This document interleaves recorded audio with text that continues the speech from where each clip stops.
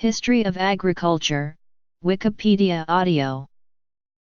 The history of agriculture records the domestication of plants and animals and the development and dissemination of techniques for raising them productively. Agriculture began independently in different parts of the globe, and included a diverse range of taxa. At least 11 separate regions of the Old and New World were involved as independent centers of origin. Wild grains were collected and eaten from at least 20,000 BC. From around 9,500 BC, the 8 Neolithic founder crops emmer wheat, einkorn wheat, hulled barley, peas, lentils, bittervetch, chickpeas, and flax were cultivated in the Levant. Rice was domesticated in China between 11,500 and 6,200 BC, followed by mung, soy, and ajaki beans. Pigs were domesticated in Mesopotamia around 11,000 BC, followed by sheep between 11,000 and 9,000 BC. Cattle were domesticated from the wild aurochs in the areas of modern Turkey and Pakistan around 8,500 BC. Sugarcane and some root vegetables were domesticated in New Guinea around 7,000 BC. Sorghum was domesticated in the Sahel region of Africa by 5,000 BC. In the Andes of South America, the potato was domesticated between 8,000 and 5,000 BC, along with beans, coca, llamas, alpacas, and guinea pigs. Bananas were cultivated and hybridized in the same period in Papua New Guinea. In Mesoamerica, wild Teos inte was domesticated to maize by 4000 BC. Cotton was domesticated in Peru by 3600 BC. Camels were domesticated late, perhaps around 3000 BC. The Bronze Age, from c. 3300 BC, witnessed the intensification of agriculture in civilizations such as Mesopotamian Sumer, ancient Egypt, the Indus Valley Civilization of South Asia, ancient China, and ancient Greece. During the Iron Age and era of classical antiquity, the expansion of ancient Rome, both the Republic and then the Empire, throughout the ancient Mediterranean and Western Europe built upon existing systems of agriculture while also establishing the manorial system that would become a bedrock of medieval agriculture. In the Middle Ages, both in the Islamic world and in Europe, agriculture was transformed with improved techniques and the diffusion of crop plants, including the introduction of sugar, rice, cotton, and fruit trees such as the orange to Europe by way of Al-Andalus. After the voyages of Christopher Columbus in 1492, the Columbian exchange brought New World crops such as maize, potatoes, sweet potatoes, and manioc to Europe, and Old World crops such as wheat, barley, rice, and turnips, and livestock including horses, cattle, sheep, and goats to the Americas. Origins: irrigation, crop rotation, and fertilizers were introduced soon after the Neolithic Revolution and developed much further in the past 200 years, starting with the British Agricultural Revolution. Since 1900, agriculture in the developed nations, and to a lesser extent in the developing world, has seen large rises in productivity as human labor has been replaced by mechanization, and assisted by synthetic fertilizers, pesticides, and selective breeding. The Haber-Bosch process allowed the synthesis of ammonium nitrate fertilizer on an industrial scale, greatly increasing crop yields. Modern agriculture has raised social, political, and environmental issues including water pollution, biofuels, genetically modified organisms, tariffs, and farm subsidies. In response, organic farming developed in the 20th century as an alternative to the use of synthetic pesticides. Scholars have developed a number of hypotheses to explain the historical origins of agriculture. Studies of the transition from hunter-gatherer to agricultural societies indicate an antecedent period of intensification and increasing sedentism. Examples are the Natufian culture in Southwest Asia, and the early Chinese Neolithic in China. Current models indicate that wild stands that had been harvested previously started to be planted, but were not immediately domesticated. Localized climate change is the favored explanation for the origins of agriculture in the Levant. When major climate change took place after the last ice age, much of the earth became subject to long dry seasons. These conditions favored annual plants which die off in the long dry season, leaving a dormant seed or tuber. An abundance of readily storable wild grains and pulses enabled hunter-gatherers in some areas to form the first settled villages at this time. Early people began altering communities of flora and fauna for their own benefit through means such as fire stick farming and forest gardening very early. Exact dates are hard to determine, as people collected and ate seeds before domesticating them, and plant characteristics may have changed during this period without human selection. An example is the semi-tough rachis and larger seeds of cereals from just after the Younger Dryas in the early Holocene in the Levant region of the Fertile Crescent. Monophyletic characteristics were attained without any human intervention, implying that apparent domestication of the cereal rachis could have occurred quite naturally. Agriculture began independently in different parts of the globe, and included a diverse range of taxa. At least 11 separate regions of the Old and New World were involved as independent centers of origin. Some of the earliest known domestications were of animals. Pigs were domesticated in Mesopotamia around 11,000 BC. Sheep were domesticated in Mesopotamia between 11,000 and 9,000 BC. Cattle were domesticated from the wild aurochs in the areas of modern Turkey and Pakistan around 8,500 BC. Camels were domesticated late, perhaps around 3000 BC. It was not until after 9500 BC that the 8 so-called founder crops of agriculture appear, first emmer and einkorn wheat, then hulled barley, peas, lentils, bittervetch, chickpeas, and flax. These 8 crops occur more or less simultaneously on pre-pottery Neolithic B sites in the Levant, although wheat was the first to be grown and harvested on a significant scale.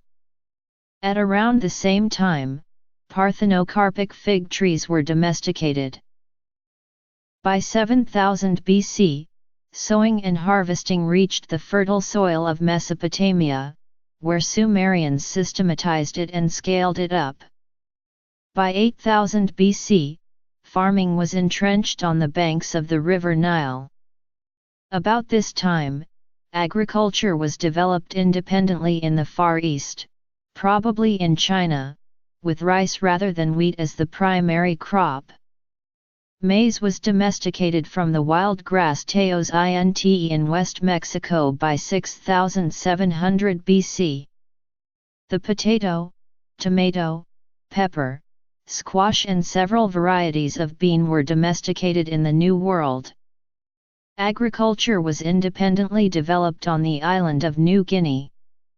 In Greece from c. 11,000 BC lentils, vetch, pistachios, and almonds were cultivated, while wild oats and wild barley appear in quantity from c. 7000 BC alongside einkorn wheat, barley, sheep, goats, and pigs, while emmer was used on Cyprus between 9100 and 8600 BC. Banana cultivation of Musa acuminata, including hybridization, dates back to 5000 BC, and possibly to 8000 BC, in Papua New Guinea. Bees were kept for honey in the Middle East around 7000 BC. Archaeological evidence from various sites on the Iberian Peninsula suggest the domestication of plants and animals between 6000 and 4500 BC. Seed fields in Ireland, consisting of extensive tracts of land enclosed by stone walls, date to 3500 BC and are the oldest known field systems in the world. The horse was domesticated in the Pontic steppe around 4000 BC.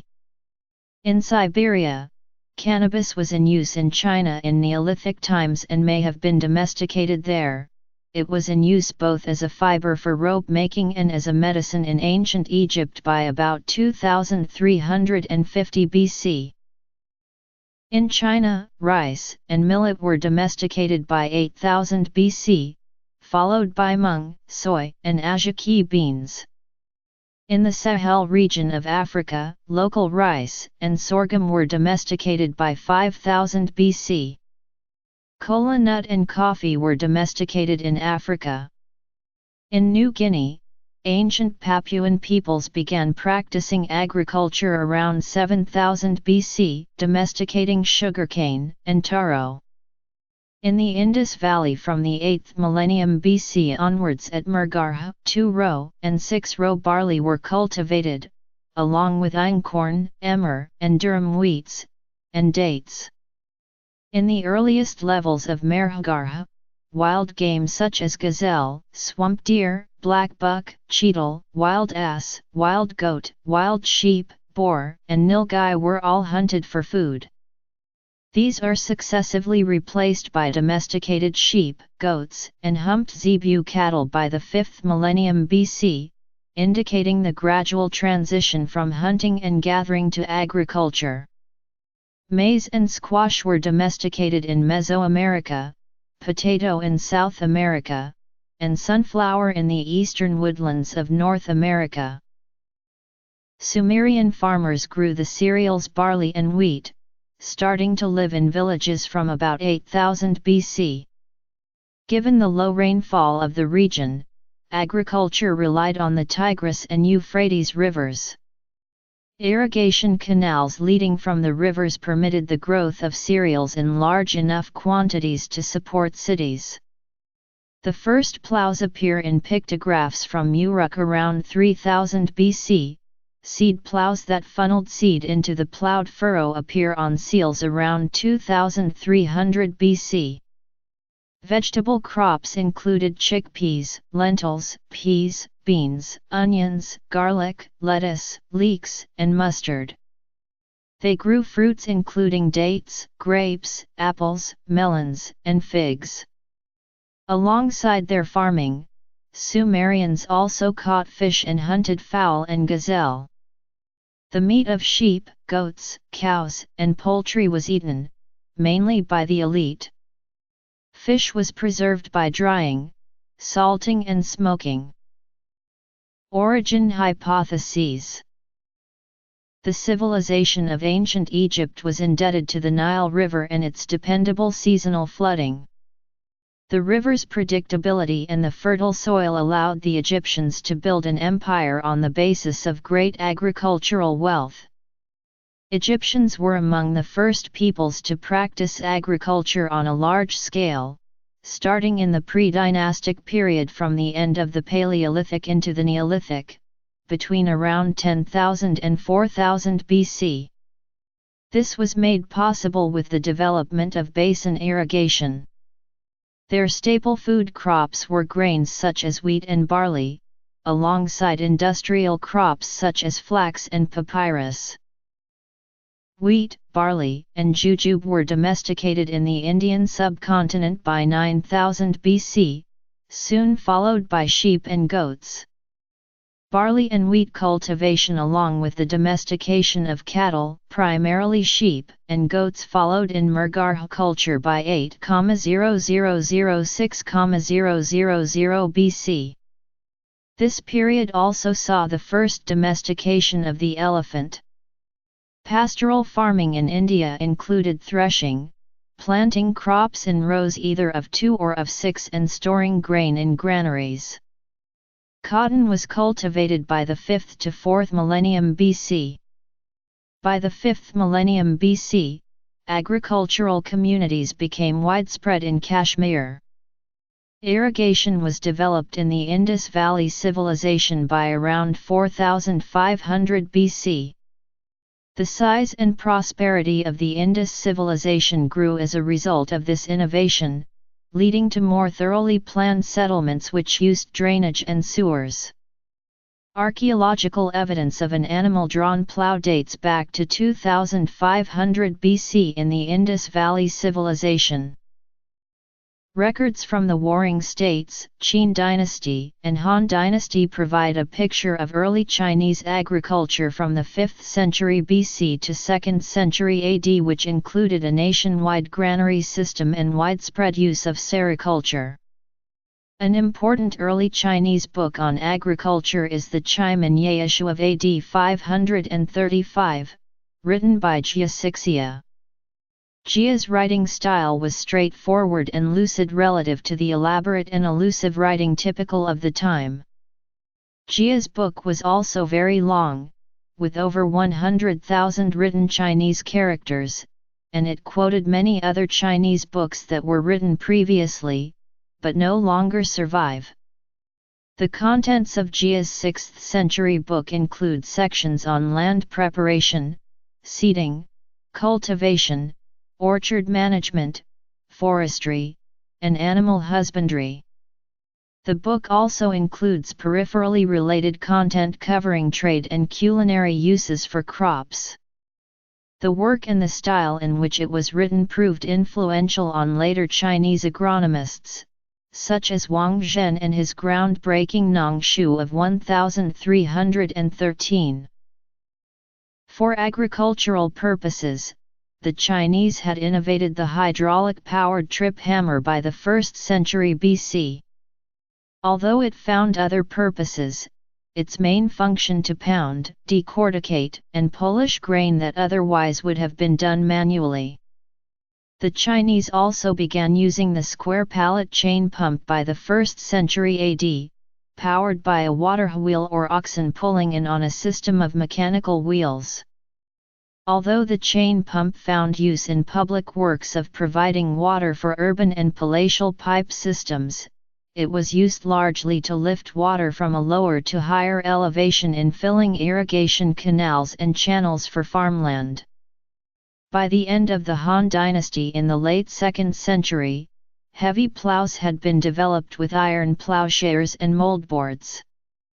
These would slowly spread west, revolutionizing farming in northern Europe by the 10th century. Asian rice was domesticated 8,213,500 years ago in China, with a single genetic origin from the wild rice Oryza rufipagon, in the Pearl River Valley region of China. Rice cultivation then spread to South and Southeast Asia. The major cereal crops of the ancient Mediterranean region were wheat, emmer, and barley, while common vegetables included peas, beans, fava, and olives. Dairy products came mostly from sheep and goats, and meat, which was consumed on rare occasion for most people, usually consisted of pork, beef, and lamb. Agriculture in ancient Greece was hindered by the topography of mainland Greece that only allowed for roughly 10% of the land to be cultivated properly, necessitating the specialized exportation of oil and wine and importation of grains from Thrace and the Greek colonies of southern Russia. During the Hellenistic period, the Ptolemaic Empire controlled Egypt, Cyprus, Phoenicia, and Cyrenaica, major grain-producing regions that mainland Greeks depended on for subsistence, while the Ptolemaic grain market also played a critical role in the rise of the Roman Republic. In the Seleucid Empire, Mesopotamia was a crucial area for the production of wheat, while nomadic animal husbandry was also practiced in other parts. In the Greco-Roman world of classical antiquity, Roman agriculture was built on techniques originally pioneered by the Sumerians, transmitted to them by subsequent cultures, with a specific emphasis on the cultivation of crops for trade and export. The Romans laid the groundwork for the manorial economic system, involving serfdom, which flourished in the Middle Ages. The farm sizes in Rome can be divided into three categories. Small farms were from 18 to 88 iugara. Medium-sized farms were from 80 to 500 iugara. Large estates were over 500 iugara. The Romans had four systems of farm management: direct work by owner and his family, slaves doing work under supervision of slave managers, tenant farming or sharecropping in which the owner and a tenant divide up a farm's produce, and situations in which a farm was leased to a tenant. Early development. Civilizations. In Mesoamerica, wild Taos Inte was transformed through human selection into the ancestor of modern maize, more than 6,000 years ago. It gradually spread across North America and was the major crop of Native Americans at the time of European exploration. Other Mesoamerican crops include hundreds of varieties of locally domesticated squash and beans, while cocoa, also domesticated in the region, was a major crop. The turkey, one of the most important meat birds, was probably domesticated in Mexico or the U.S. Southwest. Sumer. Ancient Egypt. Indus Valley. Ancient China. Ancient Greece and Hellenistic world.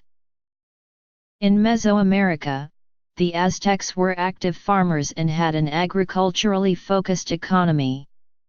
The land around Lake Texcoco was fertile, but not large enough to produce the amount of food needed for the population of their expanding empire. The Aztecs developed irrigation systems, formed terraced hillsides, fertilized their soil, and developed chinampas or artificial islands, also known as floating gardens. The Mayas between 400 BC to 900 AD used extensive canal and raised field systems to farm swampland on the Yucatan Peninsula.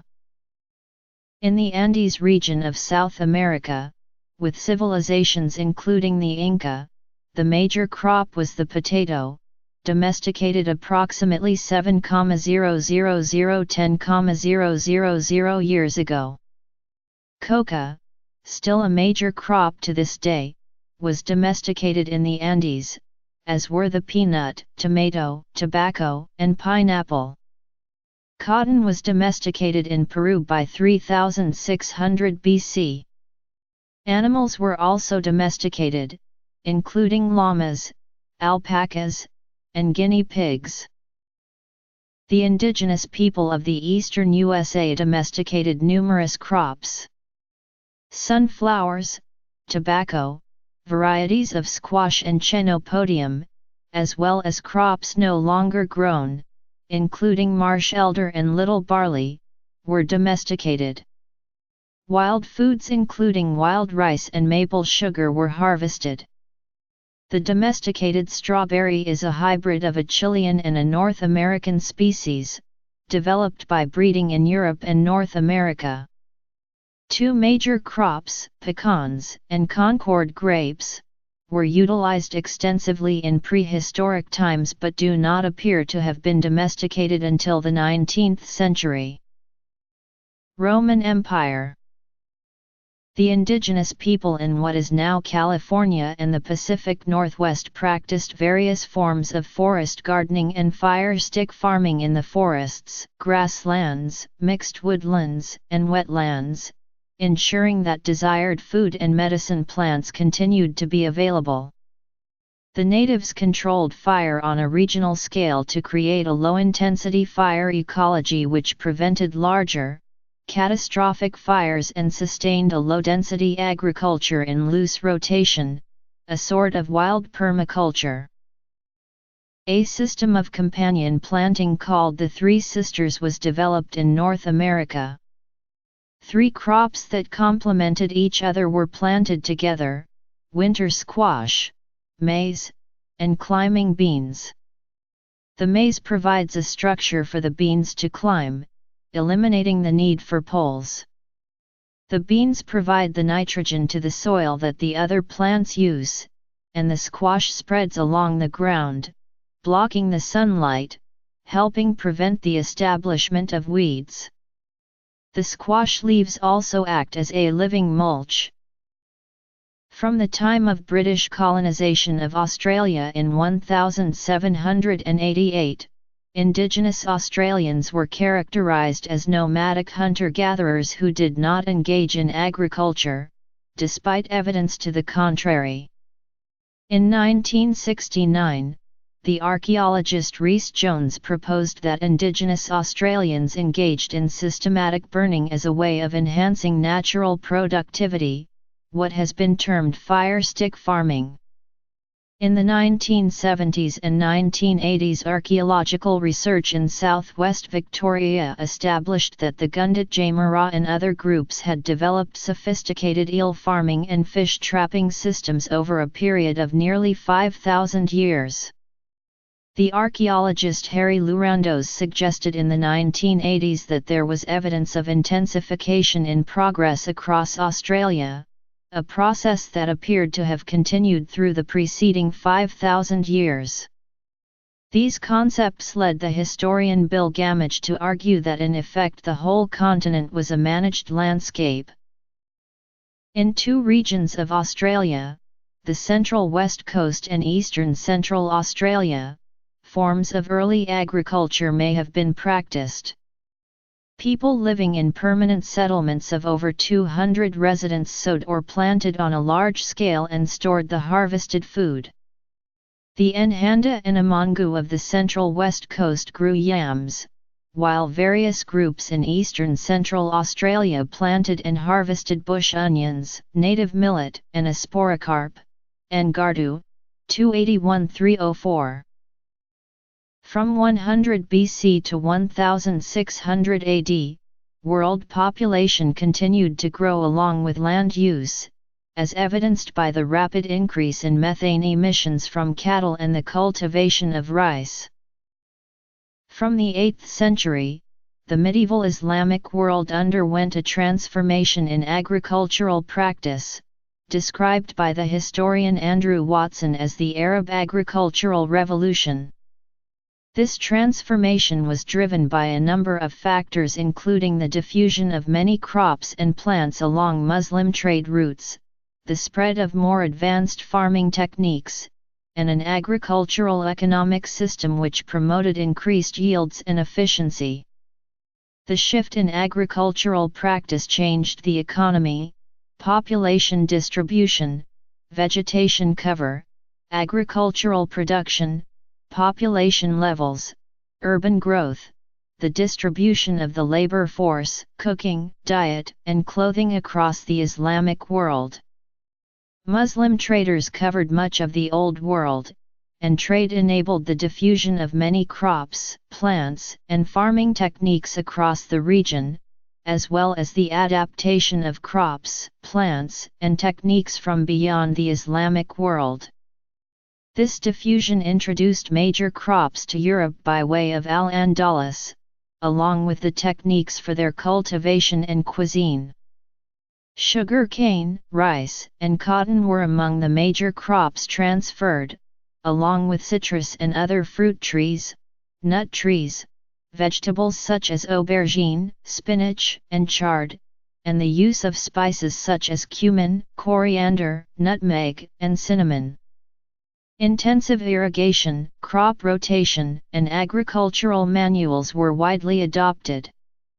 Irrigation, partly based on Roman technology, made use of noria water wheels, water mills, dams and reservoirs. The Middle Ages saw further improvements in agriculture. Monasteries spread throughout Europe and became important centers for the collection of knowledge related to agriculture and forestry. The manorial system allowed large landowners to control their land and its laborers, in the form of peasants or serfs. During the medieval period, the Arab world was critical in the exchange of crops and technology between the European, Asia and African continents. Besides transporting numerous crops, they introduced the concept of summer irrigation to Europe and developed the beginnings of the plantation system of sugarcane growing through the use of slaves for intensive cultivation. Mesoamerica. By AD 900, developments in iron smelting allowed for increased production in Europe, leading to developments in the production of agricultural implements such as plows, hand tools, and horseshoes. The Karuka heavy plow improved on the earlier scratch plow, with the adoption of the Chinese moldboard plow to turn over the heavy, wet soils of northern Europe. This led to the clearing of northern European forests and an increase in agricultural production, which in turn led to an increase in population. At the same time, some farmers in Europe moved from a two-field crop rotation to a three-field crop rotation in which one field of three was left fallow every year. This resulted in increased productivity and nutrition, as the change in rotations permitted nitrogen-fixing legumes such as peas, lentils, and beans. Improved horse harnesses and the whippletree further improved cultivation. Water mills were introduced by the Romans, but were improved throughout the Middle Ages, along with windmills, and used to grind grains into flour, to cut wood and to process flax and wool. South America. Crops included wheat, rye, barley, and oats. Peas, beans, and vetches became common from the 13th century onward as a fodder crop for animals and also for their nitrogen fixation fertilizing properties. Crop yields peaked in the 13th century, and stayed more or less steady until the 18th century. Though the limitations of medieval farming were once thought to have provided a ceiling for the population growth in the Middle Ages, recent studies have shown that the technology of medieval agriculture was always sufficient for the needs of the people under normal circumstances, and that it was only during exceptionally harsh times, such as the terrible weather of 1315-17, that the needs of the population could not be met. After 1492, a global exchange of previously local crops and livestock breeds occurred.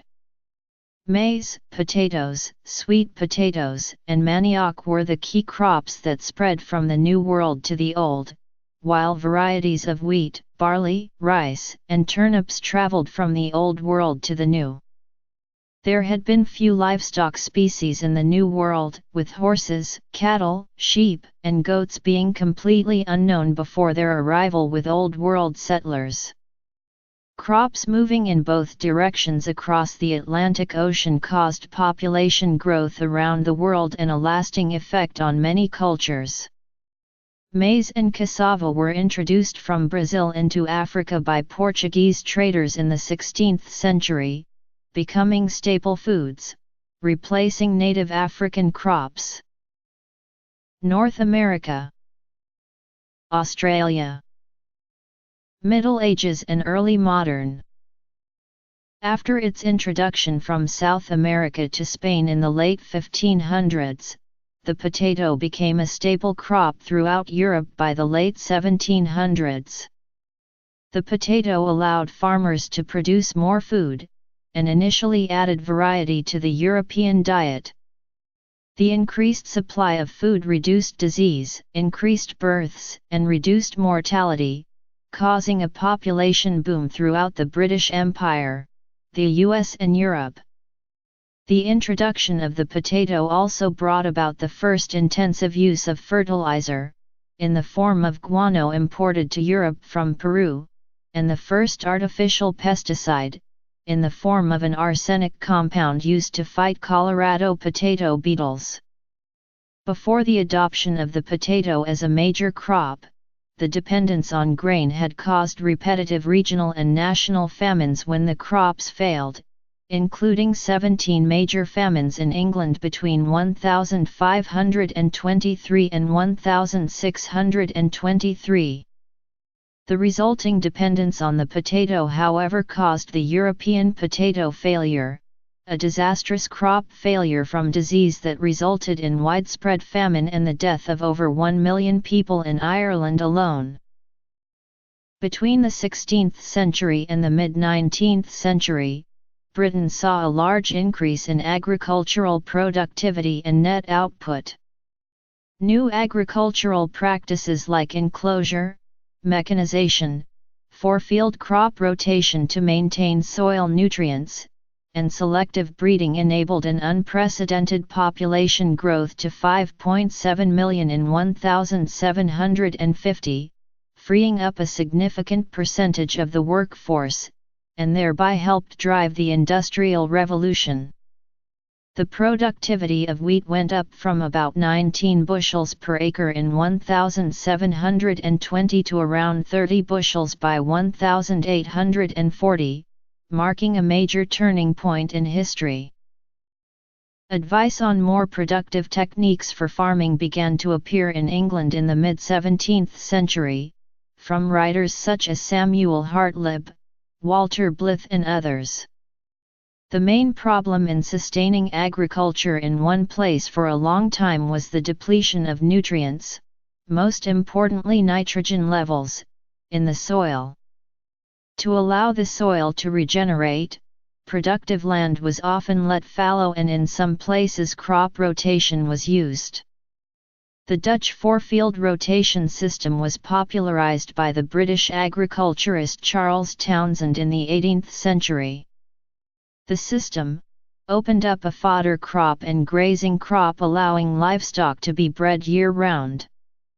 The use of clover was especially important as the legume roots replenished soil nitrates. The mechanization and rationalization of agriculture was another important factor. Robert Bakewell and Thomas Coke introduced selective breeding, and initiated a process of inbreeding to maximize desirable traits from the mid-18th century, such as the New Leicester sheep. Machines were invented to improve the efficiency of various agricultural operations, such as Jethro Tull's seed drill of 1701, that mechanist seeding at the correct depth and spacing, and Andrew Meikle's threshing machine of 1784. Plows were steadily improved, from Joseph Foljambe's Rotherham iron plough in 1730 to James Small's improved Scots plough metal in 1763. In 1789 Ransomes, Sims and Jeffreys was producing 86 plough models for different soils. Powered farm machinery began with Richard Trevithick's stationary steam engine, used to drive a threshing machine, in 1812. Mechanization spread to other farm uses through the 19th century. The first petrol-driven tractor was built in America by John Froelich in 1892. The scientific investigation of fertilization began at the Rothamsted Experimental Station in 1843 by John Bennett Laws. He investigated the impact of inorganic and organic fertilizers on crop yield and founded one of the first artificial fertilizer manufacturing factories in 1842. Fertilizer, in the shape of sodium nitrate deposits in Chile, was imported to Britain by John Thomas North, as well as guano. The first commercial process for fertilizer production was the obtaining of phosphate from the dissolution of coprolites in sulfuric acid. Dan Albone constructed the first commercially successful gasoline-powered general-purpose tractor in 1901, and the 1923 International Harvester Farmall tractor marked a major point in the replacement of draft animals with machines. Since that time, self-propelled mechanical harvesters, planters, transplanters, and other equipment have been developed, further revolutionizing agriculture. These inventions allowed farming tasks to be done with a speed and on a scale previously impossible, leading modern farms to output much greater volumes of high-quality produce per land unit. The Haber-Bosch method for synthesizing ammonium nitrate represented a major breakthrough and allowed crop yields to overcome previous constraints. It was first patented by German chemist Fritz Haber. In 1910, Karl Bosch, while working for German chemical company BASF, successfully commercialized the process and secured further patents. In the years after World War II, the use of synthetic fertilizer increased rapidly, in sync with the increasing world population. Collective farming was widely practiced in the Soviet Union, the Eastern Bloc countries, China, and Vietnam. Starting in the 1930s in the Soviet Union, one result was the Soviet famine of 1932–33. In the past century, agriculture has been characterized by increased productivity, the substitution of synthetic fertilizers and pesticides for labor, water pollution, and farm subsidies. Other applications of scientific research since 1950 in agriculture include gene manipulation, hydroponics, and the development of economically viable biofuels such as ethanol. In recent years, there has been a backlash against the external environmental effects of conventional agriculture, resulting in the organic movement. Famines continued to sweep the globe through the 20th century. Through the effects of climatic events, government policy, war, and crop failure, millions of people died in each of at least 10 famines between the 1920s and the 1990s. The historical processes that have allowed agricultural crops to be cultivated and eaten well beyond their centers of origin continues in the present through globalization. On average, 68.7% of a nation's food supplies and 69.3% of its agricultural production are of crops with foreign origins.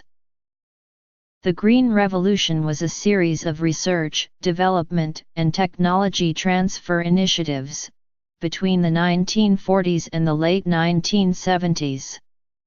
It increased agriculture production around the world, especially from the late 1960s. The initiatives, led by Norman Borlaug and credited with saving over 1 billion people from starvation, involved the development of high-yielding varieties of cereal grains, expansion of irrigation infrastructure, modernization of management techniques, distribution of hybridized seeds, synthetic fertilizers, and pesticides to farmers. Synthetic nitrogen, along with mined rock phosphate, pesticides, and mechanization, have greatly increased crop yields in the early 20th century. Increased supply of grains has led to cheaper livestock as well. Further, global yield increases were experienced later in the 20th century when high-yield varieties of common staple grains such as rice, wheat, and corn were introduced as a part of the Green Revolution. The Green Revolution exported the technologies of the developed world to the developing world. Thomas Malthus famously predicted that the Earth would not be able to support its growing population, but technologies such as the Green Revolution have allowed the world to produce a surplus of food. Although the Green Revolution significantly increased rice yields in Asia, yield increases have not occurred in the past 15–20 years. The genetic yield potential has increased for wheat, but the yield potential for rice has not increased since 1966, and the yield potential for maize has barely increased in 35 years. It takes only a decade or two for herbicide-resistant weeds to emerge, and insects become resistant to insecticides within about a decade, delayed somewhat by crop rotation. For most of its history, agriculture has been organic, without synthetic fertilizers or pesticides, and without GMOs. With the advent of chemical agriculture, Rudolf Steiner called for farming without synthetic pesticides, and his agriculture course of 1924 laid the foundation for biodynamic agriculture. Lord Northbourne developed these ideas and presented his Manifesto of Organic Farming in 1940. This became a worldwide movement, and organic farming is now practiced in most countries. Arab world, Europe, Columbian exchange, modern agriculture, British agricultural revolution, 20th century, Green Revolution, organic agriculture, surveys, pre-modern, modern, Europe 2, North America 2.